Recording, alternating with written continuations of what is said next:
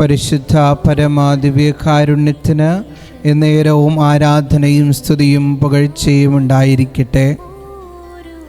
ഇന്ന് ദിവ്യകാരുണ്യനാഥൻ നിങ്ങളുടെ കൂടെ നടക്കട്ടെ.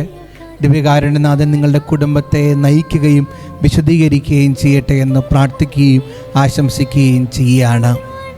നമുക്കുണ്ടല്ലോ, നമുക്ക് ഒറ്റയ്ക്ക് എല്ലാം ഒന്നും ചെയ്യാൻ പറ്റത്തില്ല. മനുഷ്യനായതുകൊണ്ട് തന്നെ നമുക്ക് പരിമിതികളുണ്ട്. പക്ഷേ ഈശോ നമ്മുടെ കൂടെ ഉണ്ടെങ്കിലുണ്ടല്ലോ, നമുക്ക് അസാധ്യമായിട്ടുള്ളത് യാതൊന്നുമില്ല.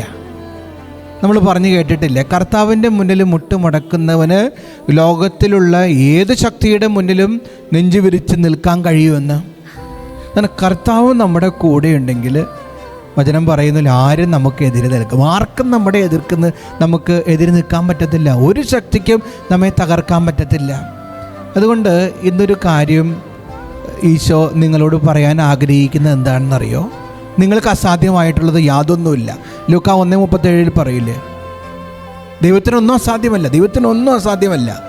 അപ്പം അതുകൊണ്ട് നിങ്ങൾ ആരെങ്കിലും എനിക്ക് കാര്യം ചെയ്യാൻ പറ്റത്തില്ല എന്നുള്ളൊരു ടെൻഷനിലും ചോദ്യചിഹ്നത്തിലൊക്കെ നിൽക്കുന്ന വ്യക്തികളാണോ?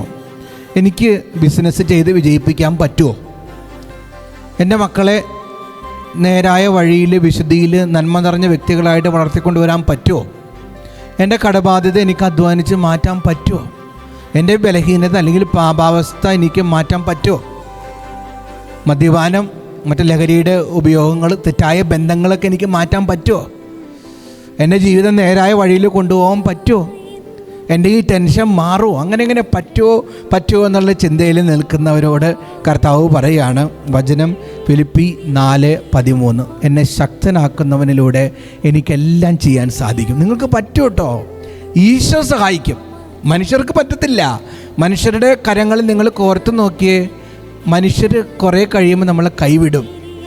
പക്ഷെ ഈശോ അങ്ങനെയല്ല. ഈശോ അവസാനം വരെ നമ്മുടെ കൂടെ ഉണ്ടാവും. നമുക്ക് പറ്റും കേട്ടോ. നമ്മൾ ബലഹീനരാണെങ്കിലും ബലഹീനതയിലാണ് കർത്താവിൻ്റെ ശക്തി പ്രകടമാകുന്നത്. നമുക്ക് പറ്റും.